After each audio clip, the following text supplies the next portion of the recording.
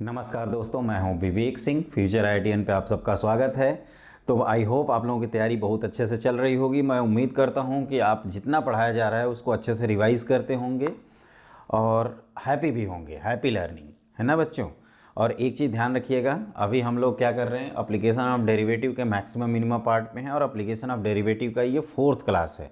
जहाँ तक हमने आपसे एक रिक्वेस्ट भी किया था कि जो पिछली क्लास है वो क्लास नंबर 3, उसमें बहुत सारे कॉन्सेप्ट्स हमने बताए हैं, जैसे first derivative test, second derivative test, critical point, stationary point, point of inflection, maxima कब होगा, मिनिमा कब होगा, लोकल मैक्सिमा लोकल मिनिमा की जो बेसिक डेफिनेशन है, और मोनोटोनिसिटी के बारे में।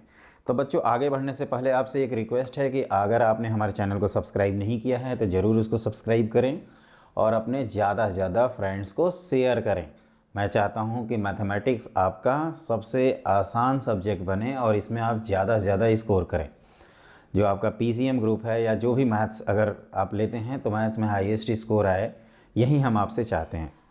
तो आज उसी कड़ी में हम लोग आगे बढ़ेंगे। तो एक बार रिकॉल कर लेते हैं क्या क्या पढ़े हैं अभी तक। टिल डेट अभी तक हम लोगों ने एओडी में मोनोटोनिसिटी के बारे में पढ़ा है। उसमें हमें बहुत सारे क्वेश्चंस भी करने हैं बच्चों। अभी हमने क्वेश्चन कुछ भी नहीं कराया है, समझ जाइए।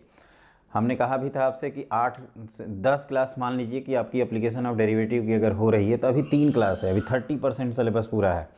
अभी देखा जाए तो रोल्स एलएमवीटी की एक पूरी क्लास आपकी बाकी है। Theory of repeated roots, curve tracing, बहुत सारे कॉन्सेप्ट्स हैं जो हमें बताने हैं।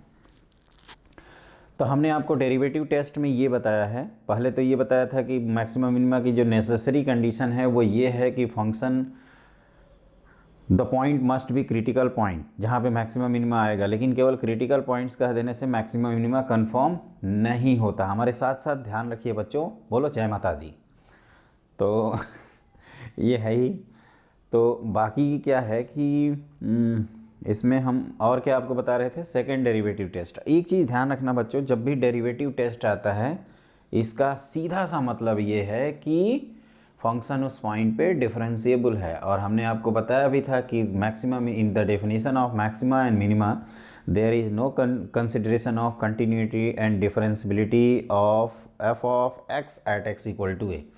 मतलब x equal to A point पे अगर हम मैक्सिमा मिनिमा बोलते हैं तो मैक्सिमा मिनिमा बोलते समय कंटिन्यूटी, डिफरेंशिएबिलिटी, फंक्शन का क्या होता है क्या नहीं होता है उसके बारे में कोई जिक्र नहीं किया गया है। ये पॉइंट ध्यान रखिएगा। कई लोगों को लगता है कि जहाँ मैक्सिमम मिनिमम होगा वहाँ पे फंक्शन डिफरेंशिएबल ही होना चाहिए। नो, वहाँ पे फंक्शन या तो डिफरेंशिएबल होना चाहिए या तो डज नॉट एग्जिस्ट होना चाहिए। F dash x either zero और डज नॉट एग्जिस्ट, ये हम लोगों ने पढ़ा था ना। फिर आज हम लोग स्पेशली कुछ क्वेश्चंस करेंगे। तो हाँ, एक चीज़ मैं बता रहा था आपको कि जैसे कभी कभी क्या होता है कि मैक्सिमम, एक टॉपिक लिख लीजिए, maximum and minimum, maximum and minimum value of a function, minimum value of a function in close interval, in close interval. एक चीज़ ध्यान रखना, अगर फंक्शन अगर कॉन्टीन्यूअस है तो ये जो हम पढ़ रहे हैं इसमें ये बेसिकली जो हेडिंग है वो रेंज निकालने के वर्क करती है। अभी हम क्वेश्चंस भी कराएंगे। तो एक चीज़ ध्यान रखिएगा बच्चों, 3 तरह के अगर फंक्शन कॉन्टीन्यूअस है तो 3 तरह के हमारे पास ग्राफ बनते हैं। एक तो ऐसे बन सकता है, दूसरा इस तरह से बन सकता है, और तीसरा ऐसे भी बन सकता है। जैसे मान लो एक और पॉसिबिलिटी आप बना सकते हो, है ना, इस तरह से। क्लियर? अगर फंक्शन कॉन्टीन्यूअस है तो मान लीजिए कि हम इस तरह से बात करते हैं, ये पॉइंट ए है, ये पॉइंट बी है। यहाँ पे पहले इसकी थ्योरी में लिखवा दूंगा, है ना, लेकिन सॉरी, ए ये पॉइंट है, इसको ए ही बनाया जाए, मिनिमम वाले को, और मैक्सिमम वाले को बी। और यहाँ पे ये ए है, आप कह सकते हो ये क्रिटिकल पॉइंट्स की तरह बिहेव करेगा, ये C2 है और ये B है ना। इसको अच्छे से थोड़ा समझना, क्योंकि जो नॉर्मली स्टूडेंट मिस्टेक करते हैं वो मैं बोलता हूँ, एक बार मैं पहले लिख के आपको दिखा देता हूँ। ये सब आप फॉर्मेलिटी कर लीजिएगा, हर जगह y equal to f of x है। तो नॉर्मली जो बच्चे कम मैथ को जानते हैं, मतलब जो मैथ में इंटरेस्ट नहीं लेते या उनको केवल टाल मटोल करना है यार कैसे 12th पास आउट हो जाए उसके बाद तो मैथ से तो पल्ला छूटे। कई लोगों की केमिस्ट्री दुखती रग होती है, कई लोगों की मैथ होती है, कई लोगों की फिजिक्स भी होती है। अपना अपना है, जिसमें आपकी ट्यूनिंग हो जाए वो आपका फेवरेट सब्जेक्ट हो जाता है। तो मैं पूरी कोशिश करूँगा कि आपकी मैथ में ट्यूनिंग हो और आप मैथ को स्ट्रॉन्ग करें। तो एक जल्दीबाजी में हम लोग मिस्टेक ये करते हैं कि फंक्शन इंक्रीजिंग है तो ठीक है, ए पॉइंट पे मिनिमम वैल्यू और बी पॉइंट पे मैक्सिमम वैल्यू मिलेगी। मिनिमम को हम स्मॉल एम, जैसे कि हम डेफिनेट इंटीग्रेशन में से भी बता रहे थे, और जो मैक्सिमम वैल्यू है उसको कैपिटल एम। यहाँ पे क्या होगा, अगर फंक्शन डिक्रीजिंग है तो स्मॉल एम यहाँ, कैपिटल एम यहाँ। ये थोड़ा ग्राफ को आप ध्यान से देखिएगा। अब यहाँ पे देखा जाए तो मिनिमम तो यहाँ आ रहा है और मैक्सिमम यहाँ आ रहा है, और ये वैल्यू कह सकते हो कि ये दो वैल्यूज़ आ रही हैं एफ ए और एफ बी, इनसे हमें कोई लेना देना अभी नहीं है। तो एक चीज़ आप नोटिस करेंगे कि फंक्शन अगर कंटिन्यूअस है, ध्यान से सुनिएगा बच्चों, क्योंकि यहीं पे कई कंसेप्ट आप एक साथ पिकअप कर लेंगे। और फंक्शन कंटिन्यूअस है और क्लोज इंटरवल में, पहली बात है डोमेन अगर क्लोज इंटरवल में है तो रेंज भी अपना क्लोज इंटरवल में आएगा, पॉइंट नंबर 1। दूसरा जो मैक्सिमम मिनिमम वैल्यू है वो आपका एंड पॉइंट या क्रिटिकल पॉइंट पे आएगा। पॉइंट टू बी नोटेड, क्या मैंने बोला कि एब्सोल्यूट मैक्सिमा या तो एंड पॉइंट पे आ सकता है या तो क्रिटिकल पॉइंट्स पे आ सकता है, बिल्कुल सही। तो फंक्शन अगर इंक्रीजिंग है तो ठीक है, हम लोग एफ ए निकालेंगे तो मिनिमम, एफ बी निकालेंगे तो मैक्सिमम। अगर डिक्रीजिंग है तो मैक्सिमम यहाँ आएगा, मिनिमम यहाँ आएगा, है ना। लेकिन अगर फंक्शन में मैक्सिमम मिनिमम एग्जिस्ट कर रहा है तो हम लोग ये नहीं बता सकते। तो हम लोगों को क्या करना होगा, एंड पॉइंट के साथ साथ क्रिटिकल पॉइंट्स पे भी वैल्यू निकालना होगा। और यही कंसेप्ट हम लोग इसमें पढ़ते हैं, इसी को थ्योरी बना के पढ़ लेंगे। पहला क्या होता है कि जैसे मान लीजिए कि ये दिया हो, अब इसका एनालिसिस देखो, steps y equal to f of x, और आपसे कह दे कि क्लोज इंटरवल a और b के बीच में आप रेंज निकालो या मैक्सिमम मिनिमम वैल्यू निकालो। तो स्टेप 1 क्या कहेगा कि सबसे पहले find critical points, find critical points of F of x. मतलब आपको वो पॉइंट निकालना है जहाँ पे एफ डैश एक्स या तो 0 हो या डज नॉट एग्जिस्ट हो, है ना, क्योंकि हमेशा फंक्शन डिफरेंशिएबल हो ये कोई ज़रूरी नहीं है। दूसरा क्या होता है कि find value of the function, value of the function at critical points, critical points जो भी आपके आए हैं, एंड इन पॉइंट्स। और इन पॉइंट किसको बोल रहे हो बेटा, तो at x equal to A comma B, दोनों पे। और तीसरा होता है compare and get the result, compare and get the result, get the result. मतलब जो इसमें क्रिटिकल पॉइंट्स पे और इन पॉइंट पे जो इन सब में जो मैक्सिमम वैल्यू है उसको मैक्सिमम वैल्यू बना देंगे और जो मिनिमम वैल्यू है उसको मिनिमम वैल्यू बना देंगे। तो देखो, जैसे हम अपने माइंड की बात करें, ये खोपड़ी की, तो जब भी रेंज निकालने का क्वेश्चन आता है तो सबसे पहले मेरा माइंड देखता है कि फंक्शन कॉन्टीन्यूअस है कि नहीं।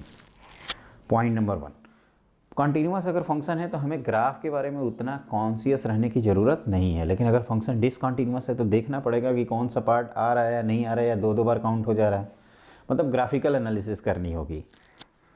फिर हम ये देखते हैं कि फंक्शन में क्रिटिकल पॉइंट्स आ रहे हैं कि नहीं। अगर नहीं आ रहे हैं तो दो ही केस हो सकता है, या तो फंक्शन इंक्रीजिंग होगा या तो फंक्शन डिक्रीजिंग होगा। तो इंक्रीजिंग डिक्रीजिंग के केस में हम मैक्सिमम मिनिमम वैल्यू देख ही लिए। अगर फंक्शन इंक्रीजिंग और डिक्रीजिंग मतलब क्रिटिकल पॉइंट्स आ रहा है, मतलब मैक्सिमम मिनिमम अगर एग्जिस्ट कर रहा है, तो आपको एंड पॉइंट के साथ साथ आपको बीच वाले पॉइंट्स पर भी वैल्यू देखनी होगी। और उनमें जो मैक्सिमम होगा उसको एब्सोल्यूट मैक्सिमम और जो मिनिमम होगा उसको एब्सोल्यूट मिनिमम कहना होगा। बच्चों ये ध्यान रखना, ये मैं बार बार कहता हूँ क्योंकि अभी हम 4-5 रेंज के क्वेश्चन करा देंगे, आपकी बैंड बच जाएगी। और इसीलिए हमने एप्लीकेशन ऑफ जो आपका डेफिनेट इंटीग्रेशन था उसमें इनइक्वालिटीज़ वाले क्वेश्चन छोड़े भी थे, आपको याद होगा, हमने कहा भी था कि ओडी में कवर करेंगे। तो वही सब है, इसको ध्यान रखिएगा। तो रेंज आप इन दोनों में डायरेक्टली निकाल सकते हैं। इसमें क्या होगा कि इंड पॉइंट के साथ साथ, अब जैसे ये मैंने यहीं पे इंड पॉइंट कर देता तो मैक्सिमम वैल्यू यहाँ होती, मिनिमम वैल्यू यहाँ होती। ऐसे बहुत सारे क्वेश्चंस हैं, है ना।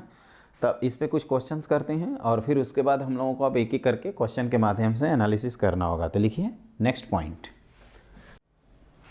देखो बच्चों, जैसे मान लीजिए यही क्वेश्चन है, एक नॉर्मल सा क्वेश्चन हमने दिया है, find the maximum and minimum value of the function f of x equal to x cube minus 3x plus 10 in -2 to 5, है ना। तो आपको क्या करना है इसमें, स्टेप 1 आपको सिंपली डिफ्रेंशिएट करना होता है फंक्शन को, 3x square minus 3। Critical points निकालना होता है, मतलब वो पॉइंट जहाँ पे फंक्शन या तो जीरो हो या डज नॉट एग्जिस्ट हो, फंक्शन का डेरिवेटिव या तो जीरो या डज नॉट एग्जिस्ट। तो यहाँ पे दिख रहा है कि 1 और -1 आ रहे हैं, तो हम लोग क्या करेंगे, -1 पे वैल्यू निकालेंगे। तो -1 प्लस 3 प्लस 10, तो ये कितना आ जाएगा, देखो -1 प्लस 3 प्लस 10, तो ये 13 12 आएगी वैल्यू। अगर हम 1 पे बात करें तो 1 पे 1 माइनस 3 प्लस 10 आएगा, तो 11 8 आ जाएगी वैल्यू।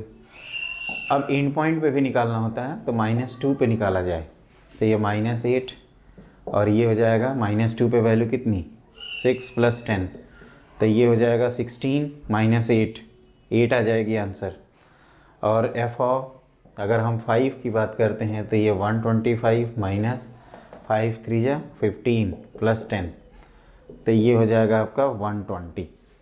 तो अगर इसको ग्राफ से देखें, एक बार मैं रफली ग्राफ बना ही देता हूँ इसका, तो माइनस देखा जाए तो -2 पे वैल्यू कितनी आ रही है, 8, और -2 पे वैल्यू कितनी है, 8 है ना, इस तरह से है कुछ। और -1 पे कितनी है, 12 है, तो ये थोड़ा सा ऊपर कर देते हैं। फिर 1 पे जाते जाते वैल्यू फिर से 8 आ जाएगी, मतलब यहाँ। और उसके बाद 5 पे वैल्यू क्या है, 120 है ना, इस तरह से है कुछ। तो अगर इसका टेंटेटिवली ग्राफ बनाए तो कुछ ऐसे बनता है, ऐसे, है ना। ये थोड़ा सा हमें इंक्लाइन करना चाहिए था, कोई बात नहीं, इसको मैं फिर से कर देता हूँ। देखो ये कुछ ऐसे है,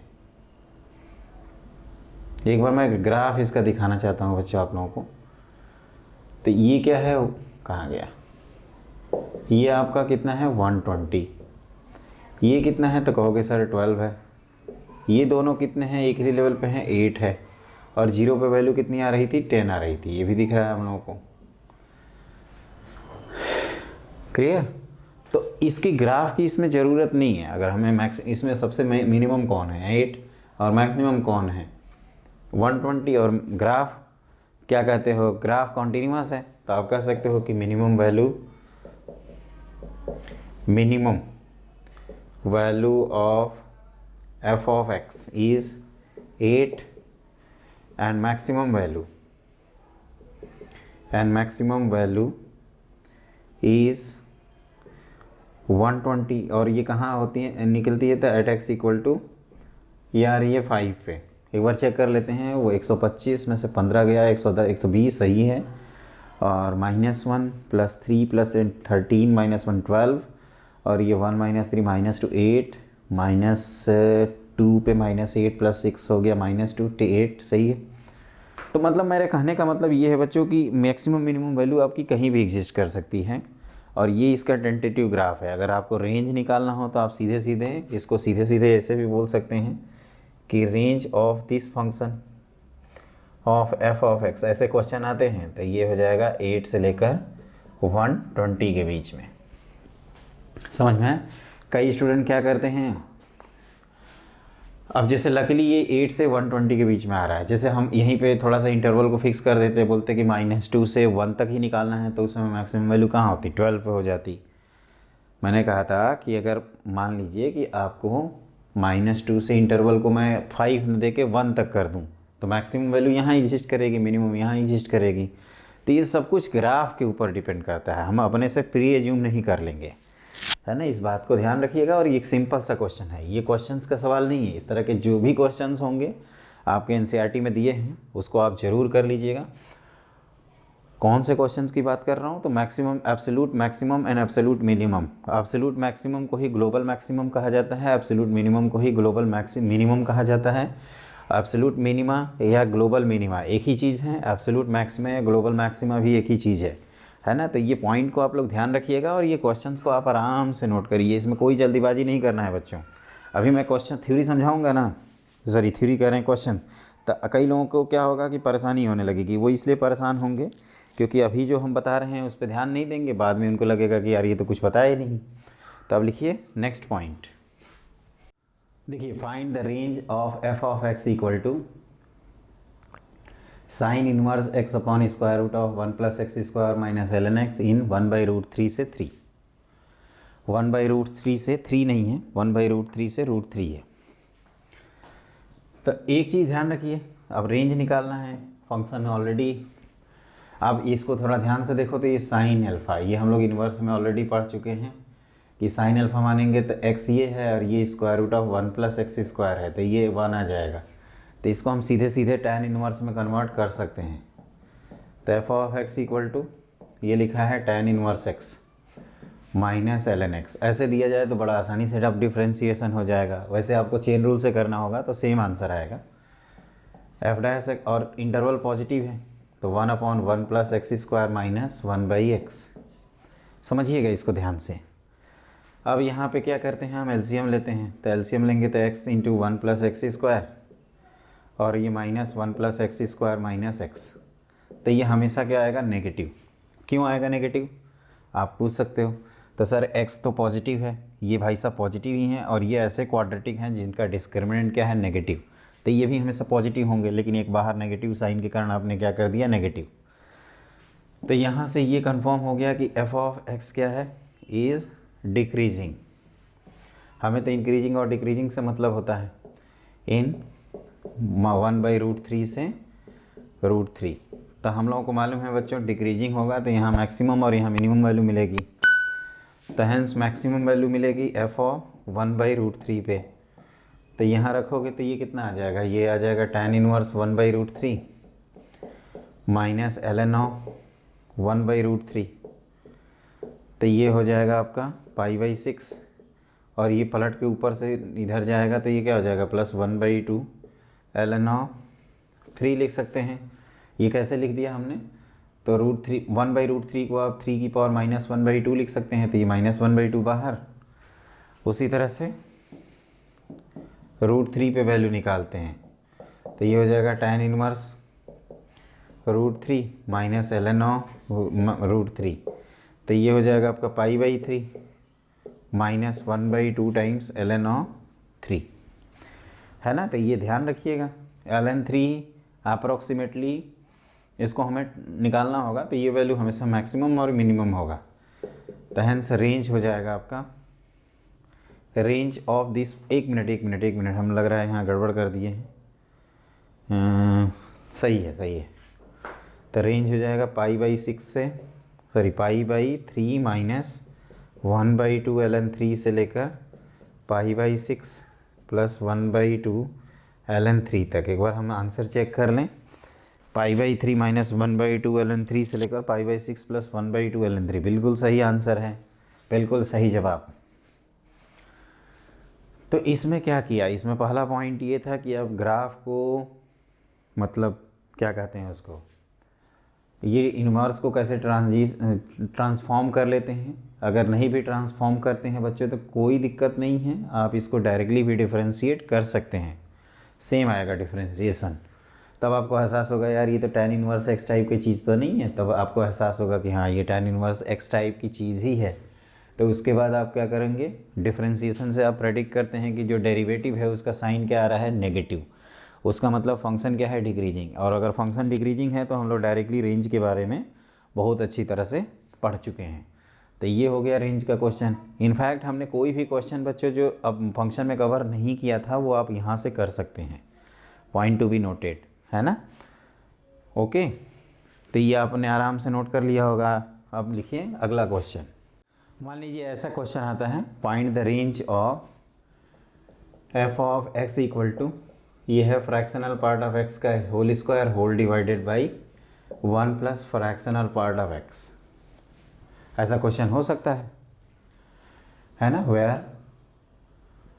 ये लिख लेना, this denote fractional part function, fractional part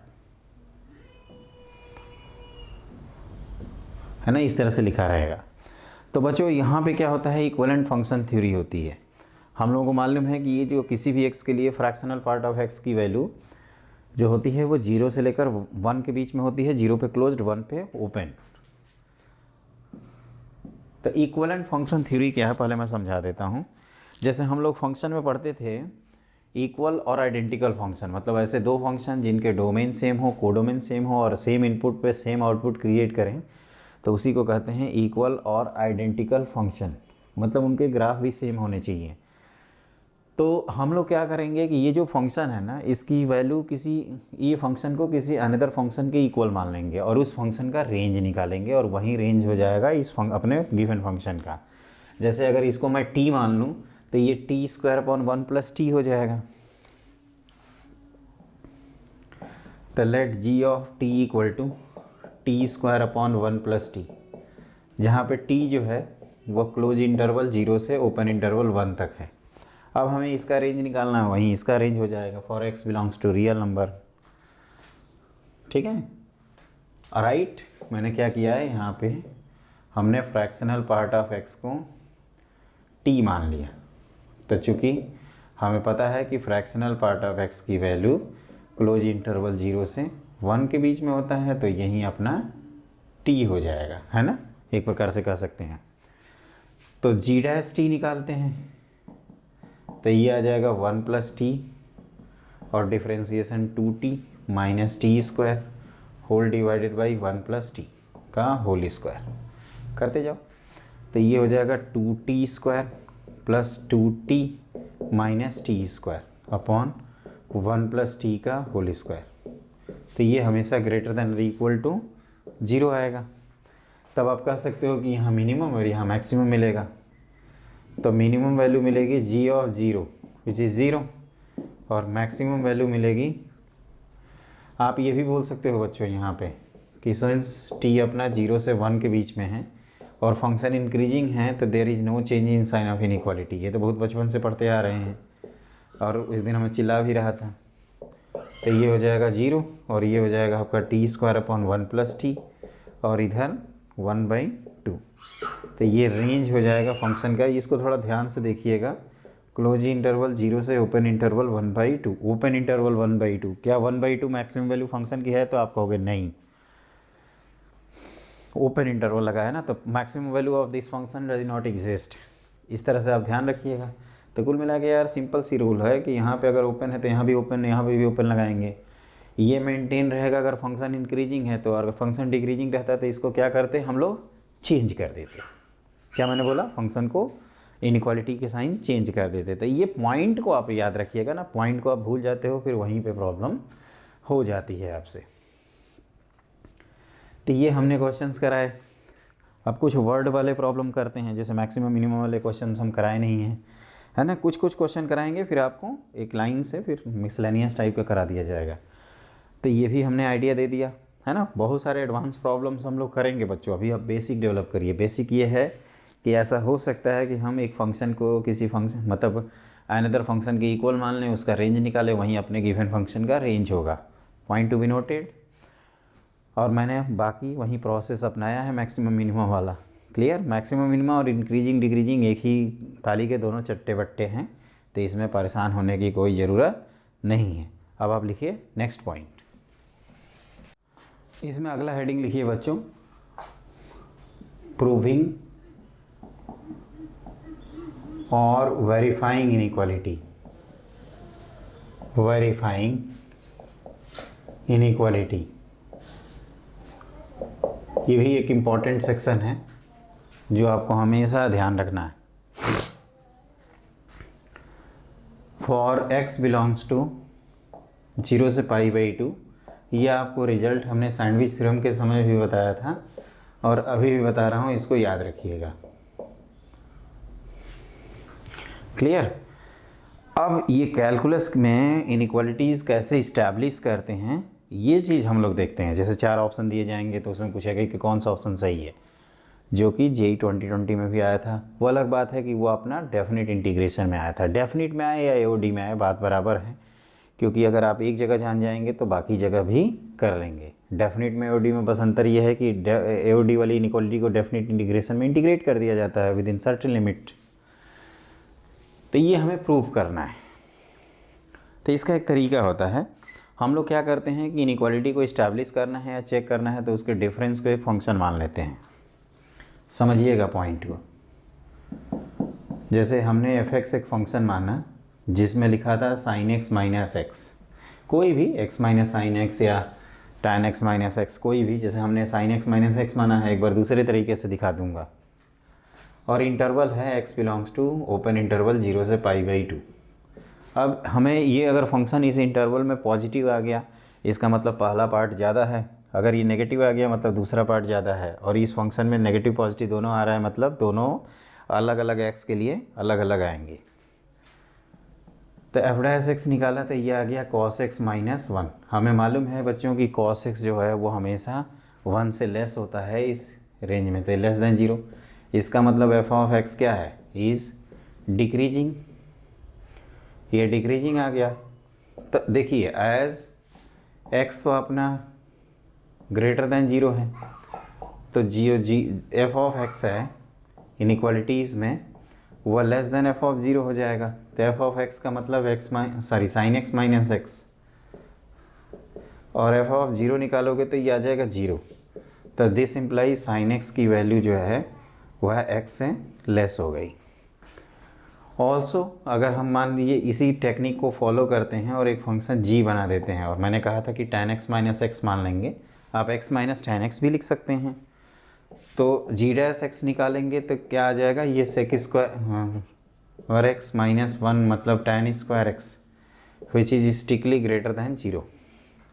तो यहाँ से हमें पता चलेगा कि g जो है is increasing function, strictly increasing भी आप बोल सकते हैं इस इंटरवल में।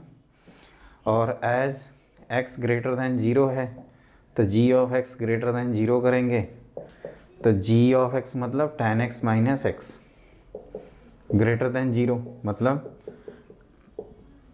tan x is greater than x हो जाएगा। तो ये पॉइंट नंबर 2 इक्वेशन और फर्स्ट इंफॉर्मेशन। तो वी गेट, आप कह सकते हो कि sin x less than x less than tan x। और आपको जहाँ तक याद होगा, इसको मैं दूसरे तरीके से भी बताया था। इसको मैं सैंडविच थ्योरम के टाइम ऐसे बताया हूँ कि, पहले इसको नोट कर लीजिए फिर बताता हूँ मैं। उसको ऐसे बताया हूँ दोस्तों, देखो जैसे मान लीजिए कि ये है एक सर्किल, थोड़ा सा गोला छोटा हो गया है, इसको थोड़ा ध्यान देना। फिर इस तरह से एक लाइन खींच दीजिए, यहाँ टेंजेंट बना दीजिए। तो यहाँ पे 3 ट्रायंगल हैं, जैसे एक ये आर्क है और ये एक ट्रायंगल है, ये 1, ये भी 1, ये x।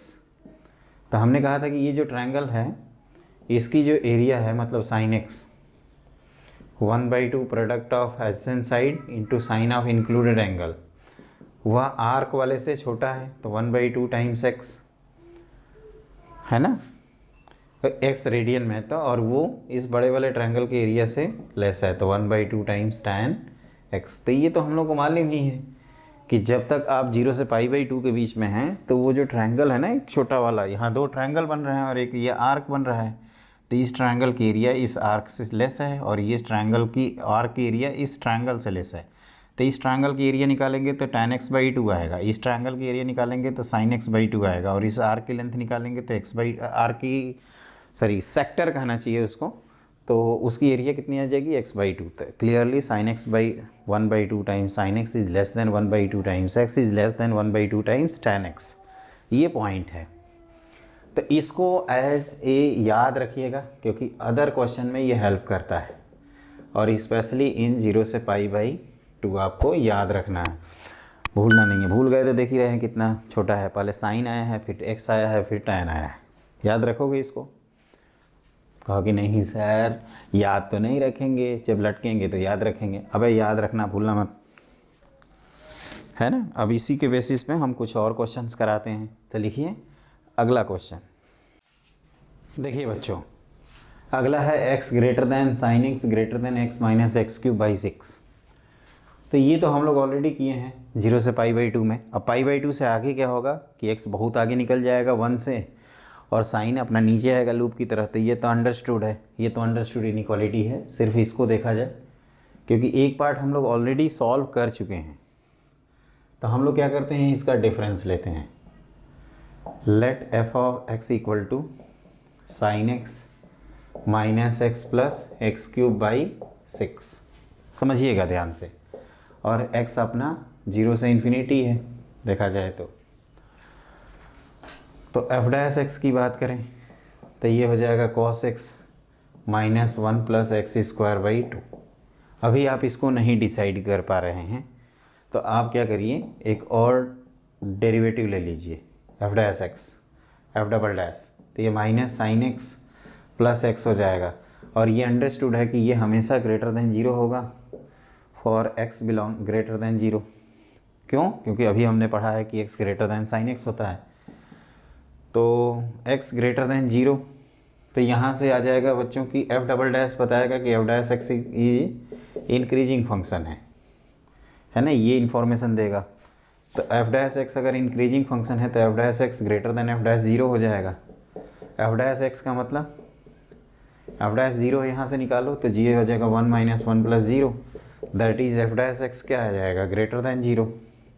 Means f is increasing. एक चीज़ यहाँ पे नोटिस करने वाली है कि हमने f डबल डैश x से जो सेकंड डेरिवेटिव है ये बताया था कि जब सेकंड डेरिवेटिव पॉजिटिव हो तो जो ग्राफ है वो टेंजेंट के ऊपर रहता है, और सेकंड डेरिवेटिव जब नेगेटिव है तो ग्राफ जो है वो टेंजेंट के नीचे रहता है। Point to be noted. तो ये भी ध्यान रखिएगा। आप कह सकते हो कि सर यहाँ पे जो सेकंड डेरिवेटिव है वो क्या आ रहा है, पॉजिटिव, मतलब फर्स्ट डेरिवेटिव इंक्रीजिंग है, तो f dash x greater than f dash 0 होगा। तो इसका मतलब f डैश एक्स खुद ग्रेटर देन 0 आ गया। हमें फर्स्ट डेरिवेटिव का साइन प्रेडिक्ट करना था लेकिन हम नहीं कर पाए। तो इसका एक तरीका होता है बच्चों कि हम लोग क्या करेंगे, सेकंड डेरिवेटिव निकालेंगे। अगर बाई चांस यहाँ भी नहीं प्रेडिक्ट कर पाते तो थर्ड डेरिवेटिव निकालेंगे, और ये बैक टू बैक होता है। एक यहाँ पे मिसकंसेप्शन ये पैदा हो जाता है कि अगर first derivative second derivative positive हो तो फर्स्ट डेरिवेटिव इंक्रीजिंग हो। कोई ज़रूरी नहीं है बच्चों, सेकंड डेरिवेटिव का फंक्शन से कोई लेना देना नहीं होता उसके इंक्रीजिंग डिक्रीजिंग से। सेकंड डेरिवेटिव का बस ये बताता है कि सेकंड डेरिवेटिव अगर पॉजिटिव आ गया तो फंक्शन जो ग्राफ ऑफ फंक्शन है वो टेंजेंट के ऊपर होगा और फर्स्ट डेरिवेटिव इंक्रीजिंग है, और अगर सेकंड डेरिवेटिव नेगेटिव आ गया तो वो ग्राफ के बारे में बताता है कि टेंजेंट के बिलो है और फर्स्ट डेरिवेटिव डिक्रीजिंग है। बस इतना बताता है। मतलब आप छलांग मत मारिए। छलांग मतलब मारने का ये है ना कि जैसे फर्स्ट से सेकंड, मतलब फंक्शन से सीधे फर्स्ट डेरिवेटिव और फर्स्ट डेरिवेटिव से सेकंड डेरिवेटिव लिंक करिए। फंक्शन और सेकंड डेरिवेटिव में लिंकअप है कन्वेक्सिटी कनकेविटी का, मतलब ग्राफ ऊपर नीचे का। इंक्रीजिंग डिक्रीजिंग का लिंक नहीं है। उसी तरह से फर्स्ट डेरिवेटिव का इंक्रीजिंग डिक्रीजिंग से लिंक है। तो ये जब फर्स्ट डेरिवेटिव पॉजिटिव निकला, कैसे आया पॉजिटिव फिर से बताता हूँ। सेकंड डेरिवेटिव तक गए, ये हमें पता है पॉजिटिव है, तो first derivative increasing, first derivative में लगाया तो फर्स्ट डेरिवेटिव पॉजिटिव आ गया। इंक्रीजिंग कहने का मतलब ही फंक्शन पॉजिटिव हो कोई ज़रूरी नहीं है, इंक्रीजिंग आपका नेगेटिव में भी हो सकता है। जैसे ये चारों फंक्शन आपकी स्टिकली इंक्रीज कर रहे हैं, ऐसे हो, इस तरह से हो, इस तरह से हो, इस तरह से हो, या पूरा पूरा नेगेटिव है तभी भी तो इंक्रीज ही कर रहे हैं ना। तो ये आप कह सकते हो कि एफ ऑफ एज आपका 0 से x कहाँ तक है, इन्फिनिटी तक। तो आप केवल इनमें देखिए, तो f of 0 less than F of x, तो एफ ऑफ 0 निकालोगे तो ये कितना आ जाएगा, 0, और ये sine x minus x plus x cube by 6। तो यहाँ से आ जाएगा sine x is greater than x minus x cube by 6। अब इसी में क्या था कि x से मल्टीप्लाई करके इंटीग्रेट कर देना था G 2020 वाले क्वेश्चन में। तो ये आपका ध्यान रखना है ना। क्या रखोगे, कहोगे कि भूल जाएंगे सर और कुछ नहीं याद रखेंगे। भुलक्कड़ नंबर 1 है और पैदाइशी भुलक्कड़ हैं हम। हमारा तो भूलना जन्मसिद्ध अधिकार है। मैं टाइम देख रहा था कि जाए ज़्यादा टाइम तो नहीं हो गया ना, अभी टाइम नहीं हुआ है, अभी बहुत कुछ है। तब आप लिखिए नेक्स्ट पॉइंट। देखो बच्चों, मैंने अगला क्वेश्चन लिखा है, prove that 2 sin x plus tan x greater then और इक्वल टू 3x। तो इसमें भी क्या करेंगे, इनके डिफरेंस को एक फंक्शन मान लेंगे, उसको डिफ्रेंशिएट करेंगे और वहाँ से ये लॉजिक फिक्स होता है। ये सबसे आसान क्वेश्चन होते हैं जब हम लोग तैयारी करते थे ना IIT JEE की, तो ये एकदम कह सकते हो कि घलुआ क्वेश्चन होता था। हम लोगों के साल तो नहीं आया था, लेकिन 2020 में देखा पूछा था। कभी भी पूछा जा सकता है, 2021 में भी आ सकता है क्योंकि 20 में आया है। सेम क्वेश्चन नहीं आएगा, ज़्यादा मत खुश हो, अलग आएगा। कई तो सोच रहे हैं आएगा आएगा, अबे कंसेप्ट कुछ भी हो सकता है। और इंटरवल वही है बच्चों, x belongs to close interval 0 से π/2 ओपन इंटरवल। तो क्या करूँगा, सो जाऊँगा। यही चल रहा है ना, डिफ्रेंशिएट करो सीधे सीधे। तो 2 cos x plus sec square x minus 3, cos में कन्वर्ट कर देते हैं। तो 2 cos cube x minus 3 cos x, 3 cos square x plus 1/cos square x। तो ये तो फैक्टराइज हो जाएगा, देख रहा है। तो ये आ जाएगा बच्चों, है ना, ये आएगा। ये कैसे बनता है, ये cos x माइनस 1 का होल स्क्वायर आ रहा है। ये आगे एक रिपीटेड आएगा, रिमाइंडर थ्योरम से आप निकाल सकते हैं। 2 cos x plus 1/cos square x। और ये बताइए, ये सब कुछ ग्रेटर देन इक्वल टू 0 ही तो है। इसका मतलब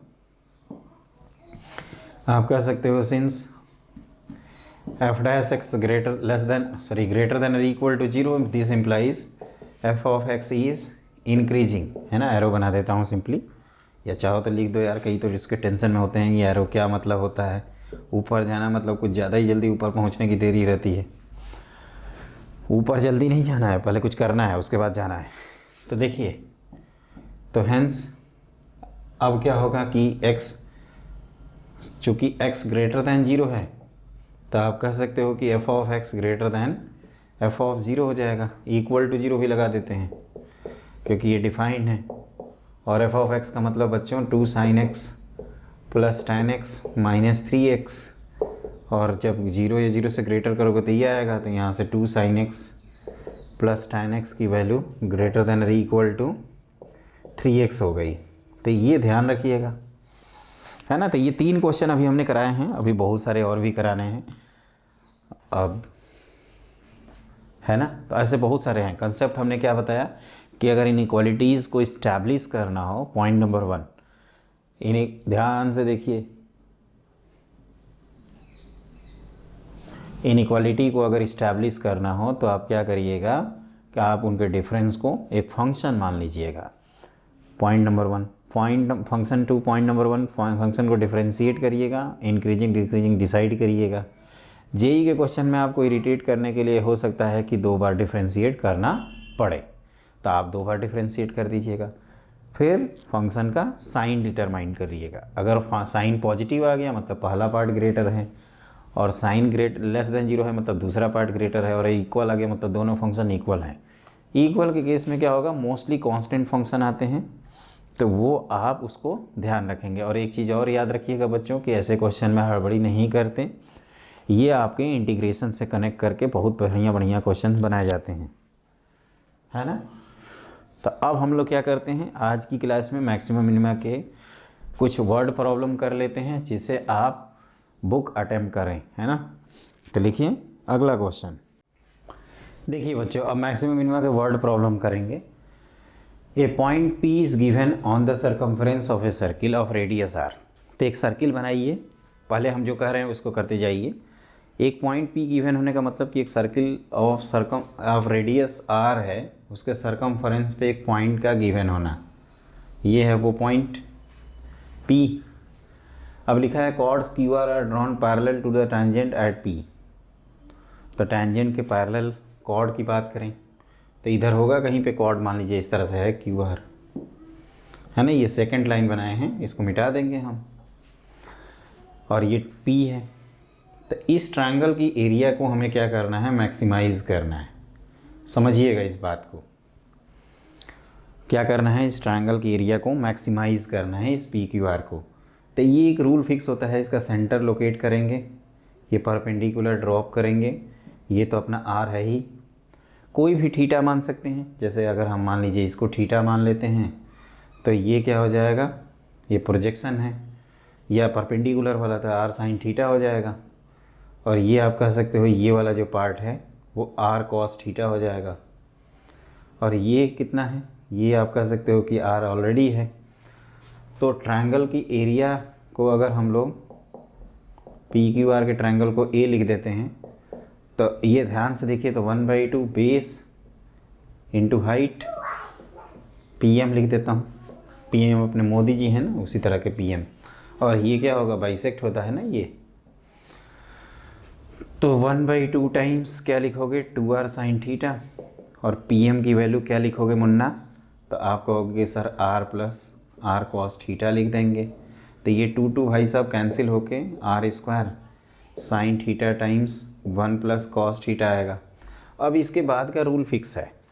इसके बाद का रूल ये है कि डिफरेंशिएट करेंगे, जीरो से इक्वेट करेंगे, डबल डिफरेंशिएट करेंगे, पॉइंट रखेंगे। अगर नेगेटिव आएगा तो मैक्सिमा, पॉजिटिव आएगा तो मिनिमा। तो dA/d निकालते हैं,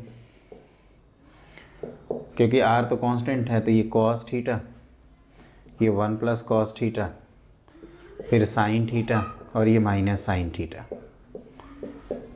तो यहाँ से अगर हम लोग जीरो से इक्वल कर देते हैं तो देखिए ध्यान से, एक दो चीज़ें आपको याद रखनी होंगी। जैसे कॉस थीटा है, ये 1 प्लस कॉस थीटा है, और ये माइनस साइन स्क्वायर थीटा है। तो 1 प्लस कॉस थीटा और 1 माइनस कॉस थीटा करेंगे इक्वल टू 0। तो ये 1 प्लस कॉस थीटा तो कभी हो नहीं सकता। तो कॉस थीटा की वैल्यू आपकी आ जाएगी 2 कॉस थीटा माइनस 1 1/2।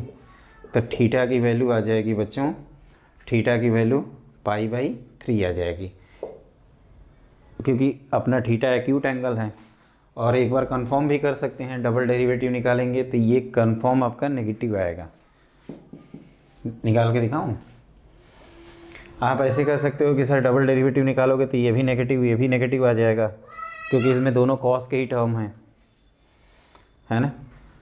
तो a की जो मैक्सिमम वैल्यू है वो आप कह सकते हो कि a एट π/3 आएगा, और which is equal to r square √3/2 multiplied by 3/2। तो ये 3√3/4 टाइम्स r स्क्वायर आएगा। इसको ध्यान रखिएगा बच्चों।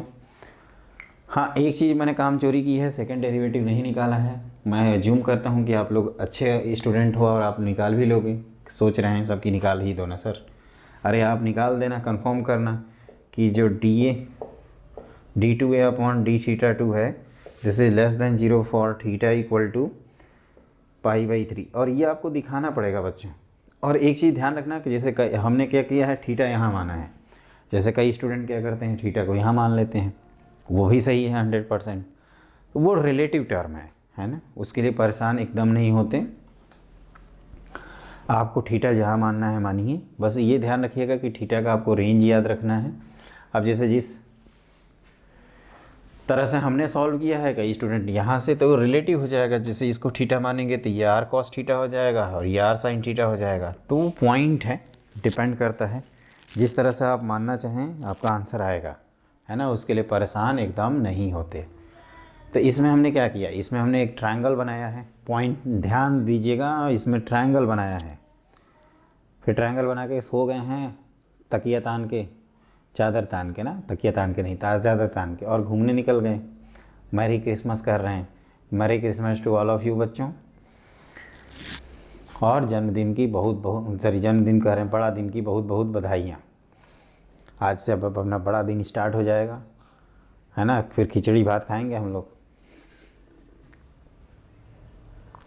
एक बार अच्छे से देख लो इसको। अगर कहीं समस्या हो तो आप नीचे कमेंट बॉक्स में, तो आप फ्री हैं, कट मशीन की तरह टाइप कर दीजिएगा। और मेरे ख्याल से आप इंजॉय भी कर रहे होंगे इसमें।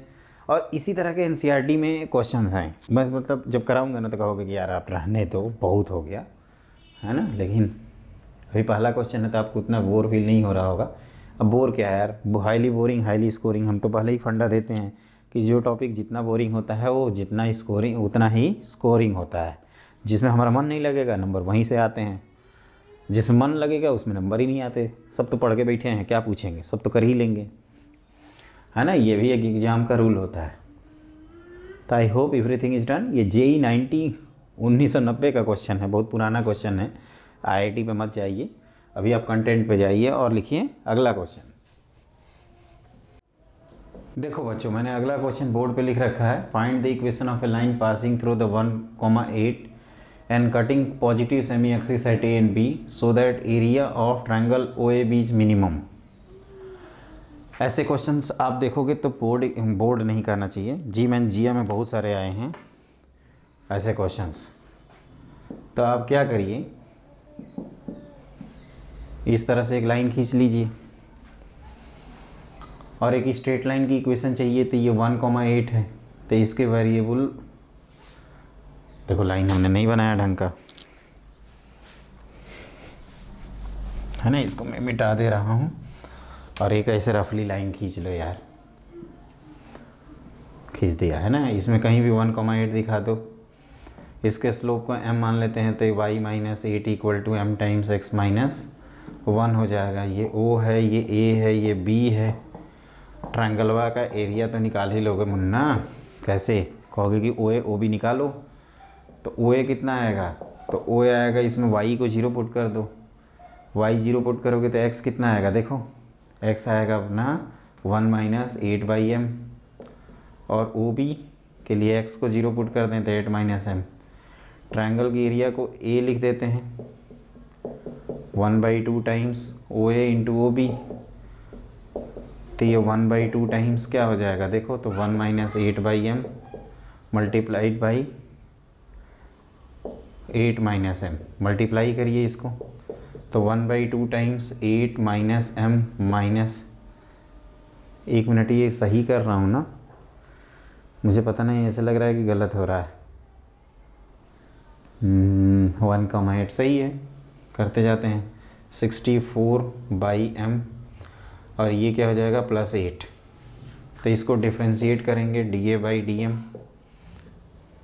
तो ये हो जाएगा 1/2 - 1 + 64/m² इक्वल टू 0 करेंगे तो m की दो वैल्यूज आएंगी, 8 और -8। अब देखो, हम कह रहे थे ना कि मिनिमम के लिए ये अंडरस्टूड है कि m नेगेटिव आएगा, तो 1/2 टाइम्स -128/m³ करेंगे तो ये पॉजिटिव किसके लिए आएगा? तो आप कहोगे कि m की वैल्यू -8 के लिए आएगा। तो इक्वेशन ऑफ लाइन हो जाएगा आपका इक्वेशन, या ऐसे कह सकते हो यहाँ पे कंक्लूजन के तौर पे कि area is minimum for m = -8, and in this case equation of line is y - 8 = -8 times x - 1। तो ये हो जाएगा आपका 8x + y = 16। देखिए क्या किया हमने बनना, हमने बच्चों ये किया है कि y m स्लोप की लाइन निकाला है, पॉइंट ध्यान रखना। फिर OA OB निकाले हैं m के फॉर्म में, एरिया ऑफ ट्रायंगल निकाले हैं। एक में होता है length of intercept is sum of length of intercept is minimum, ऐसे करके क्वेश्चन है एक में। तो हमने अब जैसे एक में क्या होगा था, स्लोप केवल पूछा था। JEE मेन 2013 के क्वेश्चन में केवल स्लोप पूछा है 2012 में, तो वो तो ऐसे क्वेश्चन हो जाएंगे आपके। तो हमने क्या किया, एरिया ऑफ ट्रायंगल निकाला, इसको डिफरेंशिएट किया। पॉइंट ध्यान रखिएगा, आप लोग यहीं भूल जाते हो ना, इसलिए दिक्कत होती है यार।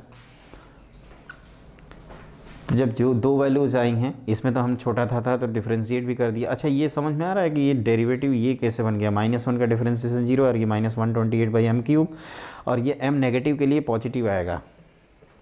ये यहाँ लिखना चाहिए फॉर m - 8।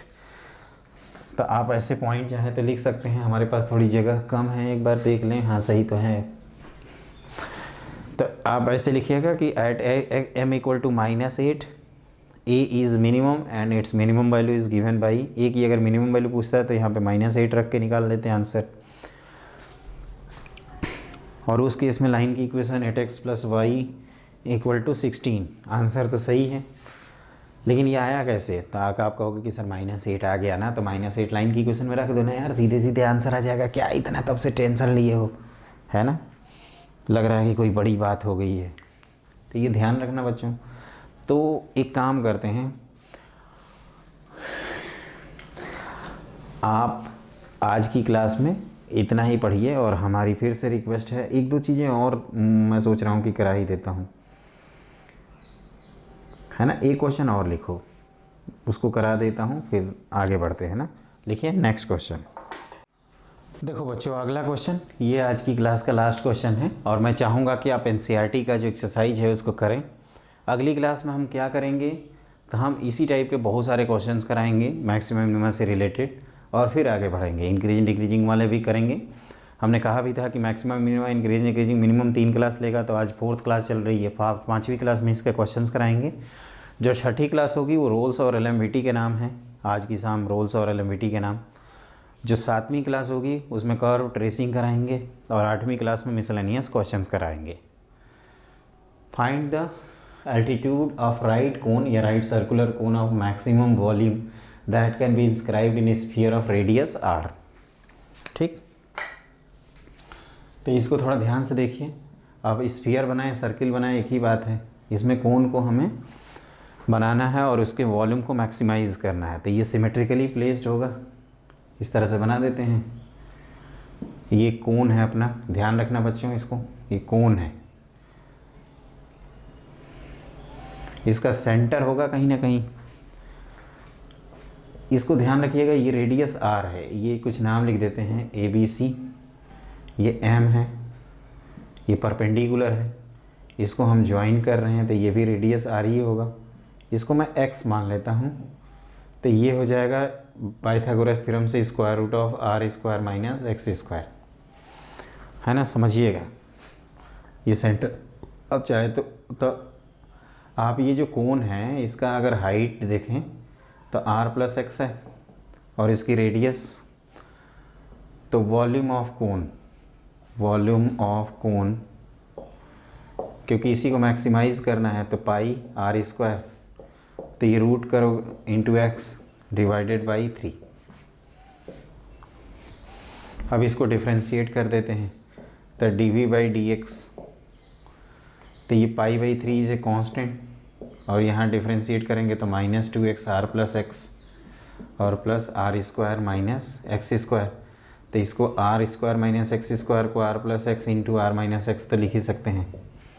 तो इसको जब 0 से इक्वेट करेंगे बच्चों, तो x की वैल्यू आ जाएगी, देखिए जैसे r+x तो कैंसिल आउट ही हो जाएगा। और एक मिनट, यहाँ पे थोड़ा सा हम मिस्टेक लग रहा है कर रहे हैं, r+x को कैंसिल आउट करेंगे, r² माइनस x², तो -2x times r+x, r² minus x², तो r+x कॉमन लेंगे। एक बार देखते हैं इसको, r+x को कॉमन लिया जाएगा, तो x की जो वैल्यू है ये -2x आएगी। अच्छा ठीक, ओके, ये प्लस है बीच में ना, तो x की जो वैल्यू जाएगी वो r/3 आ जाएगी, ध्यान दीजिए। और अगर हम फिर से एक बार डिफ्रेंशिएट कर देते हैं, जैसे आपकी सेफ्टी के लिए, तो π/3, ये यहाँ 1 होगा, और ये आप ध्यान से देखो तो -3 प्लस, अब इसको डिफ्रेंशिएट किया, अरे यार दोनों को एक साथ कर दिया, हम भी पगला गए हैं, लग रहा है सठिया आ गया हूँ बच्चों, क्या करूँ। ये 1 और यहाँ पे r-3x, और फिर यहाँ पे r+x किए, तो यहाँ पे -3। तो आप ये चेक करोगे तो ये हमेशा लेस देन 0 आ जाएगा फॉर x = r/3। वो कैसे, इतना आसानी से कर दिया बच्चों, तो ये 0 हो जाएगा और यह नेगेटिव, क्योंकि -3 की वजह से। तो आप कह सकते हो कि volume is maximum when x = r/3 and altitude of cone is r+x, तो विच इज़ r/3 कितना हो जाएगा, 4r/3।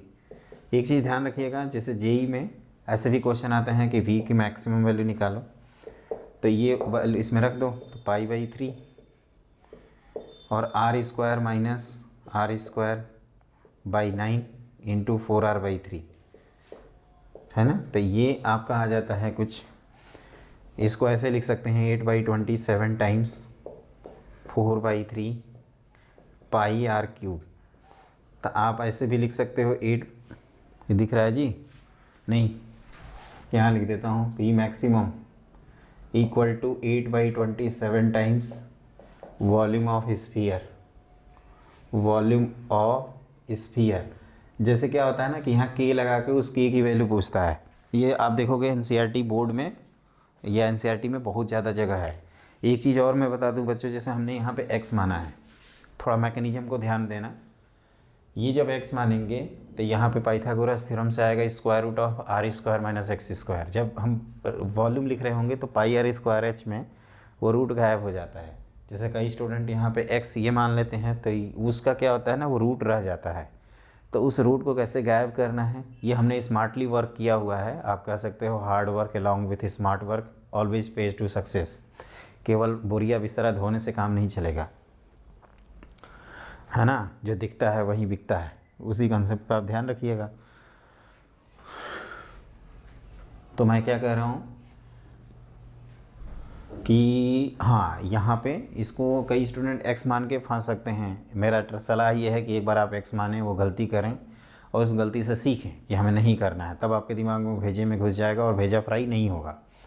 उसके बाद क्या होता है, एक और तरीका होता है जो कई स्टूडेंट प्रीफर करते हैं। जैसे इसको थीटा मान लेते हैं तो ये r cos थीटा हो जाता है, ये r sin थीटा हो जाता है। तो उस थीटा से भी जा सकते हैं, वो मना नहीं है, उसमें आपका थीटा वेरिएबल होगा और थीटा से भी आप क्वेश्चन कर सकते हैं। जैसे कई स्टूडेंट कहते हैं कि सर हम थीटा से करना चाहते हैं, आई लव ट्रिगो, कई कहते हैं आई हेट ट्रिगो।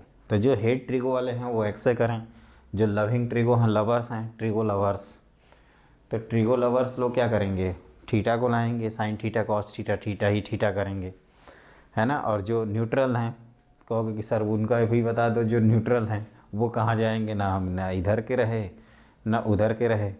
तो ऐसा कुछ नहीं है बच्चों, आपको जो आसान लगे वो करिए। और ये ध्यान रखिएगा कि जेई मेन, हमें लगता है कि इस क्वेश्चन को कम से कम 2-3 बार तो पूछ ही रखा है जेई मेन वाले ने। जैसे एक बार के दिया था, के की वैल्यू बताओ, एक बार क्या दिया, ये 4r/3 पूछा है तो उस तरह की वैल्यू बताओ। तो इस तरह से बहुत सारे क्वेश्चंस आते हैं। तो I request to all of you कि आप लोग बहुत अच्छे से इसको करिए,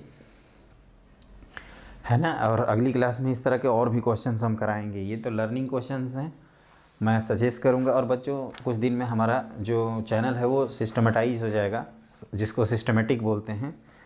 सिस्टमेटिक वे में हर चीज़ प्रॉपर वे में चलेगी, आपका proper assignment, homework, testing, Telegram link सब कुछ बन जाएगा, है ना। उसके लिए थोड़ा सा वेट कर लीजिए, हम हार्डली 3-4 दिन का टाइम लेंगे, फिर आपको मज़ा आ जाएगा। फिर मैथ का ये कहते हैं ना कि मैथमेटिक्स में हम चाहते हैं कि आप लोग ज़्यादा से ज़्यादा स्कोर करें, और आपका सहयोग ही हमारे लिए बहुत कुछ है। तो आप हमारे चैनल को लाइक करिए, सब्सक्राइब करिए, शेयर करिए, सपोर्ट करिए और प्रमोट करिए।